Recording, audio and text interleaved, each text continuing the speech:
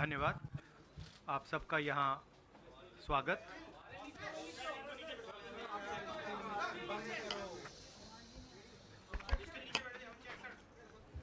आ रही है बेटर।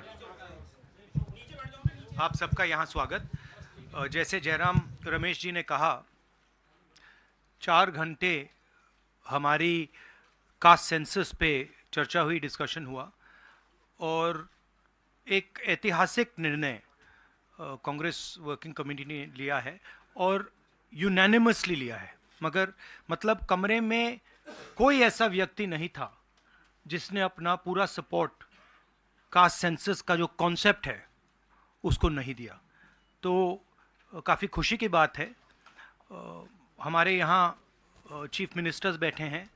हमारे चीफ मिनिस्टर्स ने भी डिसीजन लिया है कि वो भी राजस्थान में, कर्नाटक में, छत्तीसगढ़ में, हिमाचल में कास्ट सेंसस को आगे बढ़ाएंगे।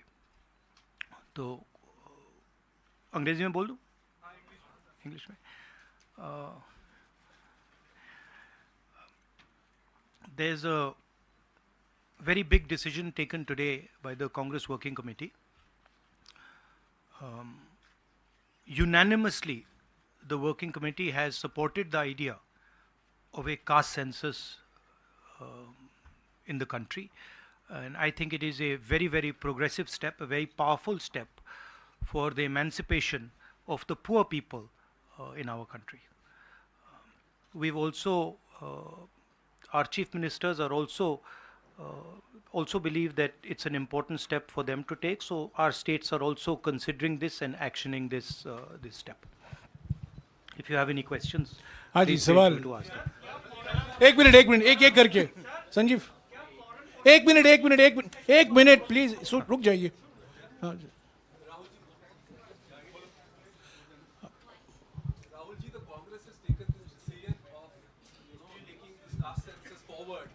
Will the India Alliance parties also, support you in this, because the Congress is unanimous in this? Whether all the other parties, because you are going to contest the elections together, all 26 parties are contesting the elections together. So will they also support, and will you seek their support? Well, the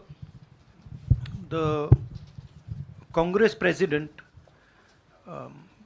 today chaired the meeting of the highest body of the Congress party, and the entire Congress party has decided that it is going to wholeheartedly not just support the idea of the caste census, but force the BJP to carry out the caste census or then get out of the way so we can carry out the caste census.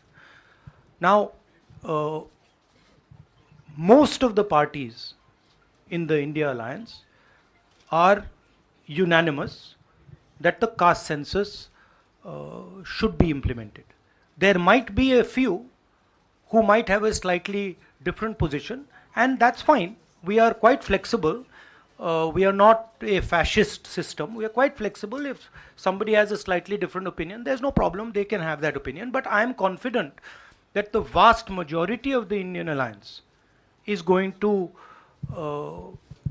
support and push the idea of the caste census. हाँ जी madam. Hindi में बोल देता हूँ। आपका सवाल था कि क्या इंडिया अलायंस भी कास्ट सेंसस को सपोर्ट करेगी। तो मैंने कहा कि देखिए, कांग्रेस प्रेसिडेंट ने हमारी जो सबसे बड़ी डिसीजन मेकिंग बॉडी है उसमें निर्णय लिया है कि हम कास्ट सेंसस को इम्प्लीमेंट करेंगे। सिर्फ ये नहीं, मगर ये भी डिसीजन लिया है कि हम बीजेपी पर दबाव डालेंगे और उनसे करवाएंगे। अगर उन्होंने नहीं किया तो फिर उन्हें परे हो जाना चाहिए, क्योंकि देश कास्ट सेंसस चाहता है।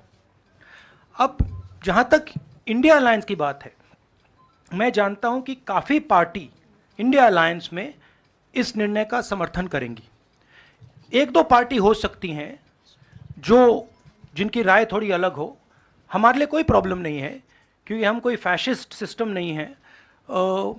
मगर ज़्यादा से ज़्यादा पार्टियां इस डिसीजन को पूरी तरीके से सपोर्ट करेंगी। हाँ जी मैडम, राहुल जी मैं पूनम, एक मिनट मैडम बोलिए। अच्छा, अगर आपका सवाल सुनिए, अगर आपका सवाल गहलोत जी से है या बघेल जी से या किसी हमारे चीफ मिनिस्टर से, उनका नाम पहले ले लीजिए प्लीज। राहुल जी मैं पूनम हूँ, अमर उजाला से इधर। मैं ये आपसे जानना चाहती हूँ कि राजस्थान ने कल रात को ही जातीय जनगणना को लेकर अपना जो रुख है वो साफ कर दिया है। आज से 5 राज्यों का चुनावी बिगुल बच गया है। तो क्या ये माना जाए कि ये 5 राज्य जो हैं वो कांग्रेस का लिटमस टेस्ट होंगे भारतीय जनता पार्टी के ऊपर दबाव बनाने के लिए कि वो जातीय जनगणना कराएं? देखिए, ये जो आपके शब्द हैं लिटमस टेस्ट, ये केमिस्ट्री में चलते हैं, ये राजनीति में नहीं चलते हैं। हमारी सिंपल सी बात है, हम सब ने निर्णय ले लिया है कि हिंदुस्तान के भविष्य के लिए कास्ट सेंसस जरूरी है। एक कास्ट सेंसस के बाद एक नया डेवलपमेंट का पैराडाइम खुलेगा और हमने निर्णय ले लिया कि हम ये काम करेंगे। तो ये मैं आपको आज बता रहा हूं कि कांग्रेस पार्टी इस काम को पूरा करके ही छोड़ेगी। और याद रखिए, जब हम वायदा करते हैं, हम उस वायदे को तोड़ते नहीं हैं। हाँ सुनील, एक minute Sunil,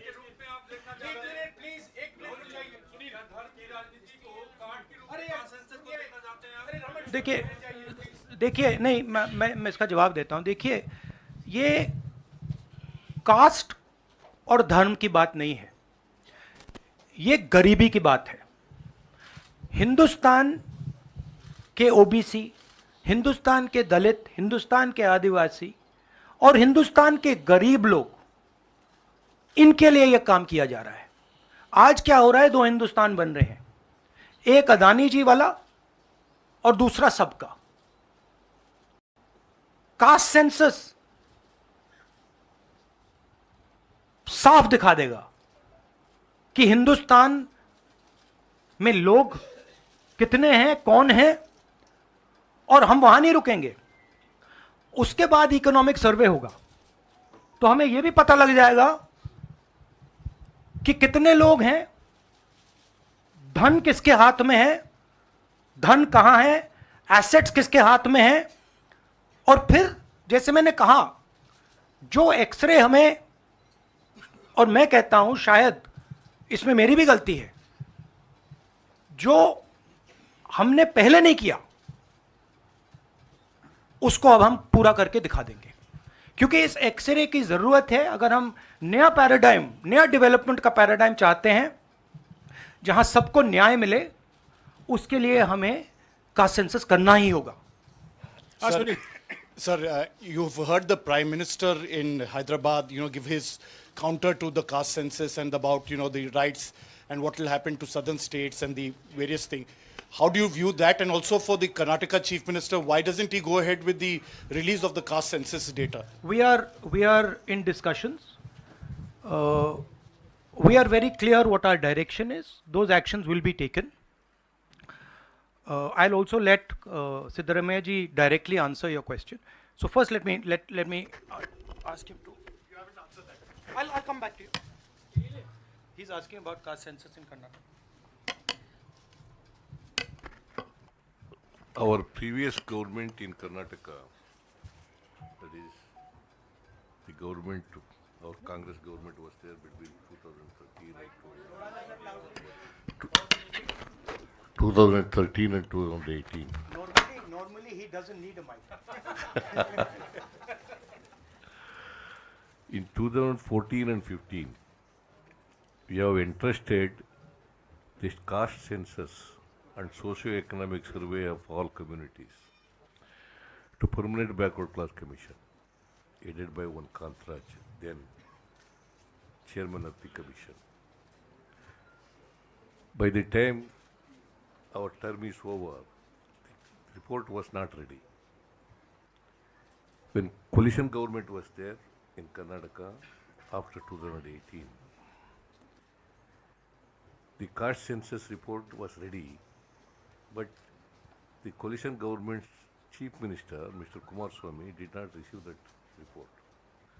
Now the report is laying with the Permanent Backward Class Commission. I requested now the present chairman, Mr. Jayaprakash Hegde, to submit the report to the government. If he submits the report, he will definitely issue the report with consensus, caste census, and socio-economic survey of all communities, particularly other backward communities. एक minute please. अरे एक minute रुक जाइए ना. जवाब दे रहे हैं. राहुल जी जवाब दे रहे हैं. On the Prime Minister's, yeah, the Prime Minister is making unconnected statements. What the caste census has to do with, representation of the South is very difficult to understand. Now, the problem is that the Prime Minister is incapable of doing the caste census.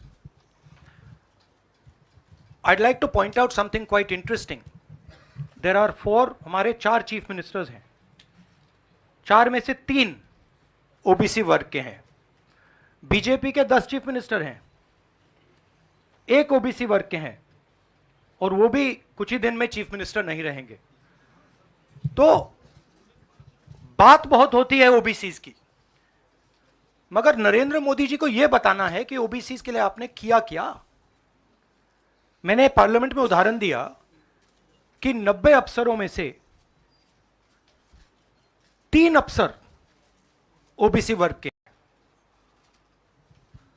Narendra Modi ji ने उसके बारे में कुछ नहीं बोला. उन्होंने यह भी नहीं बोला कि हां यह गलत है. उन्होंने बोला, एक शब्द नहीं बोला. मतलब उनके लिए यह एक्सेप्टेबल है कि हिंदुस्तान में जिनकी शायद 50% आबादी है अप्रोक्सीमेटली, उनका सरकार को चलाने में कोई भी हक ना हो. तो ये तो सच्चाई है, रियलिटी है. प्राइम मिनिस्टर सीधा कह दें कि हम कास्ट सेंसस का डेटा रिलीज कर देंगे. प्राइम मिनिस्टर सीधा कह दें कि अगला सेंसस कास्ट बेसिस पे होगा. वो कह ही नहीं सकते, क्योंकि प्राइम मिनिस्टर सचमुच में ओबीसी वर्ग के लिए काम नहीं करते हैं. प्राइम मिनिस्टर का काम ओबीसी वर्ग को डिस्ट्रैक्ट करने का, ओबीसी वर्ग के ध्यान को इधर उधर करने का है. जो सच्चाई है कि ओबीसी वर्ग, दलित वर्ग, आदिवासी वर्ग को कितनी भागीदारी मिल रही है, उससे डिस्ट्रैक्ट करने का पूरा सिस्टम बना रखा है आरएसएस ने और नरेंद्र मोदी जी ने. और नरेंद्र मोदी जी उनके मेन इंस्ट्रूमेंट है, मतलब सेंट्रल औजार हैं. उनका यही काम है कि भैया ओबीसी की भागीदारी ना हो, ध्यान इधर उधर जाता जाए. हाँ संजय. राहुल जी, प्राइम मिनिस्टर और बीजेपी का एलिगेशन है कि कांग्रेस कास्ट सेंसस को इसलिए ला रही है, लाके वो हिंदू कम्युनिटी के अंदर डिवीज़न पैदा करना चाह रही है. और ये राजस्थान में उन्होंने रैली में ये बात कही कि ये कास्ट सेंसस का मतलब कांग्रेस का एडवोकेसी का, राहुल गांधी का एडवोकेसी का यही लक्ष्य है. हमारा लक्ष्य, जैसे मैंने कहा, हमारा लक्ष्य है कि एक्सरे होना चाहिए. किसी को चोट लगती है, अस्पताल में पहला काम होता है, भैया देखिए एक्सरे कराते हैं, पता लगाते हैं क्या है, सच्चाई क्या है. हमें लग रहा है कि हिंदुस्तान में जो भागीदारी ओबीसीज की होनी चाहिए, दलितों को होनी चाहिए, आदिवासियों की होनी चाहिए, हमें लगता है कि वो उनको नहीं मिल रही है. सस्पिशन है. अब हम सिर्फ ये कर रहे हैं कि हम एक्सरे कराना चाह रहे हैं, देखना चाह रहे हैं कि क्या ये सच्चाई है इसमें या नहीं. नरेंद्र मोदी एक्सरे कराने से क्यों डर रहे हैं? इसमें लोगों को बांटने की बात नहीं है. इसमें जो हक लोगों का है उनको देने की बात है. अब मुझे यह बात समझ नहीं आ रही कि हिंदुस्तान के जो प्रधानमंत्री हैं एक्सरे क्यों नहीं करा रहे हैं, एक्सरे करने से क्यों डर रहे हैं.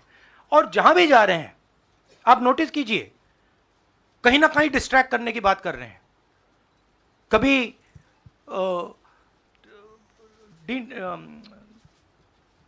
डिलिमिटेशन की बात कर रहे हैं, कभी कुछ और बात कर रहे हैं, कभी साउथ इंडिया की बात कर रहे हैं.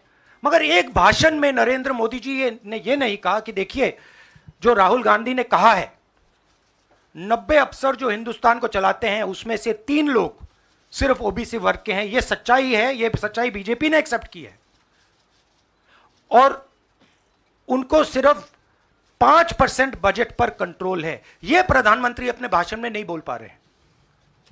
क्यों? क्योंकि उनका लक्ष्य कुछ और है, उनका लक्ष्य डिस्ट्रैक्शन का है। और आप देखना डिस्ट्रैक्शन करने के बहुत और तरीके निकालेंगे आने वाले समय में, एक के बाद एक, एक के बाद एक, एक के बाद एक डिस्ट्रैक्शन करने के तरीके दिखेंगे आपको। राहुल जी 1-2 सवाल और ले सकते हैं? हाँ, मौसमी। राहुल जी ये पूछना चाह रहे थे कि जिस तरह से प्रधानमंत्री नरेंद्र मोदी कह रहे हैं, कहा जा रहा है कि कांग्रेस के लिए ये बहुत ज्यादा नुकसानदेह होगा क्योंकि जो बची कुची अगड़ी जाति कांग्रेस के साथ है वो चिटक जाएंगी। तो पॉलिटिकली आपको लगता है कि ये कांग्रेस के लिए नुकसान वाला सौदा है? ये हमारा पॉलिटिकल डिसीजन नहीं है, ये न्याय का डिसीजन है, ये हिस्सेदारी का डिसीजन है। इसमें कोई पॉलिटिकल कैलकुलेशन नहीं है। हम हिंदुस्तान का जो मैस है, जो 50, 60, 70, 80% हिंदुस्तान की जो आबादी है उसकी हिस्सेदारी की बात कर रहे हैं और वो हिस्सेदारी देकर ही हम रहेंगे। ये हमने निर्णय ले लिया है। आप देख लेना, जैसे मैंने कोविड के बारे में बोला था, चाइना के बारे में बोला था, मैं बोल रहा हूं कास्ट सेंसस होगा और हिंदुस्तान के गरीबों की जो हिस्सेदारी बनती है वो उनको मिलेगी और वो काम कांग्रेस करके दिखाएगी। अजय। राहुल जी, आपने कास्ट सेंसस के बाद इकोनॉमिक सर्वे की बात कही है, वो क्या इकोनॉमिक सर्वे स्टेट में भी होगा क्या, कांग्रेस रूल स्टेट में? एक चीज़। और दूसरा, आपने पार्लियामेंट में कहा था कि आपके पास जो कास्ट सेंसस का डेटा है वो आप अनाउंस करेंगे अगर सरकार नहीं करती है तो। नहीं, तो मैंने आप ये नहीं कब बोला। करेंगे? देखिए हमारे पास कास्ट सेंसस का डेटा नहीं है क्योंकि कास्ट सेंसस का डेटा हिंदुस्तान की सरकार के पास है। तो ये मैंने कभी नहीं बोला है। मैंने ये बोला कि हिंदुस्तान की सरकार के पास कास्ट सेंसस का डेटा है, हिंदुस्तान की सरकार को उस डेटा को रिलीज कर देना चाहिए और अगर हिंदुस्तान की सरकार उस डेटा को नहीं रिलीज करेगी तो जब हमारी सरकार आएगी पहले दिन हम उस डेटा को रिलीज कर देंगे। हाँ रवि। सवाल आपने जो इकोनॉमिक सर्वे की बात की, देखिए सवाल क्या है? सवाल यह है, पहला सवाल जो कास्ट सेंसस से क्लियर हो जाएगा, इस देश में कितनी आबादी किसकी है, ओबीसी की कितनी है, दलितों की कितनी है, आदिवासियों की कितनी है, बाकी लोगों की कितनी है, पहला सवाल। दूसरा सवाल, देश का जो धन है, देश के जो एसेट्स हैं, क्या वो इन लोगों के हाथ में भी हैं या नहीं? देश के एसेट्स में ओबीसी की कितनी हिस्सेदारी है, दलितों की कितनी हिस्सेदारी है, आदिवासियों की कितनी हिस्सेदारी है, देश के इंस्टीट्यूशंस में आदिवासी कितने, ओबीसी कितने, दलित कितने? मैं आपसे पूछ लेता हूं, इस कमरे में दलित कितने हैं? देखिए ये मजा देखिए, इस कमरे में ओबीसी कितने हैं? हाथ उठा के दिखा दीजिए, देखिए मजा। नहीं, वो आप कैमरामैन है भैया, आपकी बात नहीं कर रहा हूं मैं, इनकी बात कर रहा हूं। तो यह सवाल है, हिंदुस्तान के इंस्टीट्यूशंस में ओबीसी कितने, दलित कितने, आदिवासी कितने? यह सवाल हम पूछ रहे हैं। इंस्टीट्यूशंस के बारे में पूछ रहे हैं, धन के बारे में पूछ रहे हैं, एसेट्स के बारे में पूछ रहे हैं और आबादी के बारे में पूछ रहे हैं। राहुल जी इधर,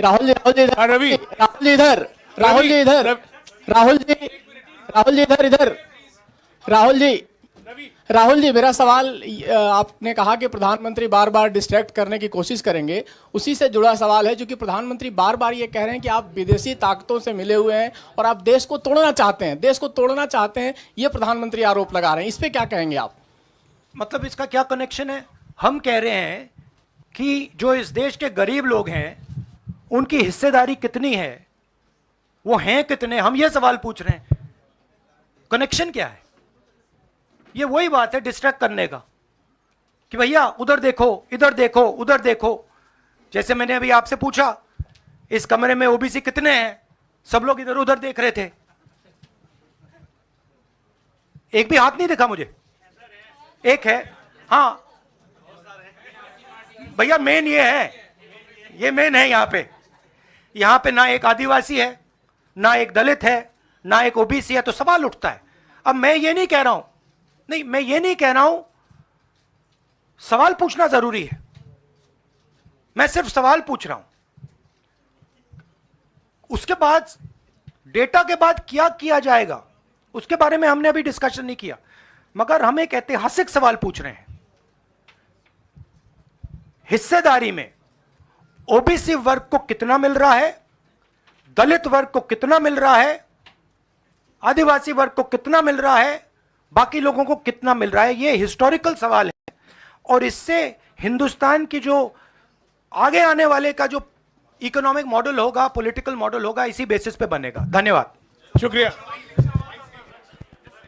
फाइव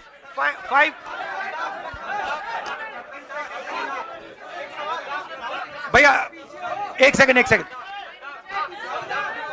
देखिए, 5 जहां पे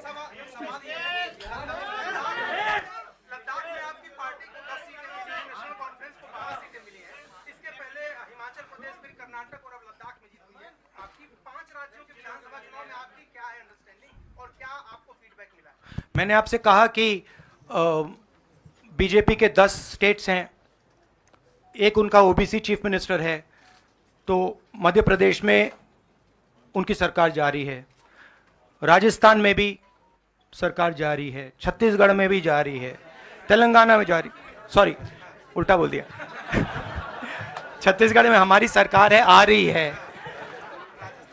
आपने कंफ्यूज कर दिया मुझे। राजस्थान में आ रही है, छत्तीसगढ़ में आ रही है, मध्य प्रदेश में जा रही है, तेलंगाना में उनकी जा रही है, हमारी आ रही है। नहीं, सीरियसली कहूं तो माहौल बहुत पॉजिटिव है और मैं चारों जो हमारे स्टेट्स हैं उनके बारे में कह सकता हूं। जो गहलोत जी ने हेल्थ केयर का स्ट्रक्चर जो बनाया है, शायद वो दुनिया में एक ऐतिहासिक हेल्थ केयर का सिस्टम राजस्थान की सरकार ने बनाया है। और जो काम राजस्थान की सरकार ने गरीबों के लिए किया है, ऐतिहासिक काम किया है। कर्नाटक में हमारी जो 5 गारंटीज हैं, जो सोशल प्रोटेक्शन की जो स्कीम्स हैं, वो अनमैच्ड है। आप किसी भी स्टेट में चले जाइए, आप पूछ लीजिए, आपको ऐसा सोशल प्रोटेक्शन का स्ट्रक्चर नहीं मिलेगा। छत्तीसगढ़ में जो किसानों के साथ हमारे चीफ मिनिस्टर ने किया, जो उनको धान के लिए दाम मिलता है, सबसे ज़्यादा मिलता है हिंदुस्तान में। जो कनेक्टिविटी उन्होंने बनाई है, जो हमारे छोटे छोटे डिस्ट्रिक्ट्स में मैन्युफैक्चरिंग यूनिट्स लगवाए हैं, जो ऐतिहासिक काम किया है। और अगर सुक्खू जी के बारे में समझना चाहते हैं तो जब हिमाचल को चोट लगी तो उनका रिस्पॉन्स जो था, जमीनी रिस्पॉन्स, लोगों के बीच में जाकर रिस्पॉन्स, वैसा रिस्पॉन्स शायद मैंने तो पहले नहीं देखा है। तो हमारी जो 4 सरकारें हैं अच्छा काम कर रही हैं। मुझे लगता है हम इन चुनाव में बहुत अच्छा करेंगे। मिजोरम में मैं अभी जा रहा हूं, काफ़ी पॉजिटिव माहौल है और जनरली लोगों में गुस्सा है। 1-2 कारण है, बेरोजगारी, महंगाई और जो इनइक्वालिटी बढ़ती जा रही है कि अदानी जी जैसे लोग अमीर होते जा रहे हैं, देश के पूरे एसेट्स उनके हाथ पड़ रहे हैं, और किसान हैं, मजदूर हैं, वो गरीब होते जा रहे हैं। ये सबको दिख रहा है। तो इसीलिए हम प्रिपरेशन कर रहे हैं। कास्ट सेंसस हमारा फाउंडेशन है, मगर जो राजस्थान में इन्होंने हेल्थ केयर के लिए किया, वो हम नेशनल लेवल पे करने की सोच रहे हैं। जो किसानों के लिए ये कर रहे हैं, जो इनका सोशल सिक्योरिटी का स्ट्रक्चर है, वो हम इसको नेशनल लेवल पे इंप्लीमेंट करने की प्लानिंग कर रहे हैं। हमारी सोच है कि जो नरेंद्र मोदी जी और बीजेपी ने नफरत, हिंसा और डर का विजन दिया है, हम देश को मोहब्बत, रिस्पेक्ट और भागीदारी का विजन दें।